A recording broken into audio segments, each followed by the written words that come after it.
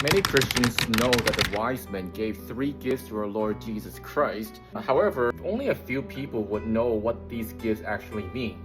And so let me explain.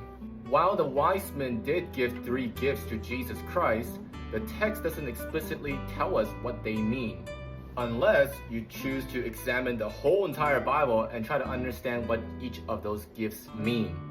And so these real gifts do carry a lot of symbolic significance. Gold actually refers to Jesus being the king. He is ultimately worthy of all honor and glory. Frankincense was used by the high priest in the tabernacle and in the temple to create a pleasing smell in those places. And so frankincense points to Jesus being the great high priest and also being God. Jesus was pure, he was holy, and he was pleasing to his Father. And myrrh is actually a bitter herb.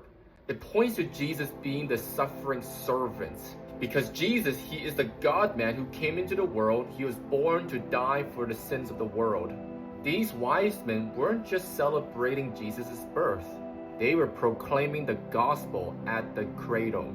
And here is where it gets very interesting. Isaiah chapter 60 verse 6 prophesied that the Gentiles would bring gifts to the Messiah. However, it only talks about gold and frankincense. So what happened to the myrrh?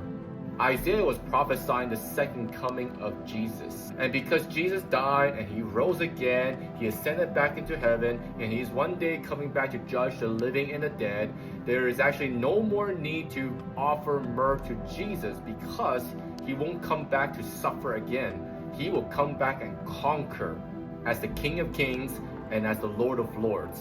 If you have learned something new today, then follow for more.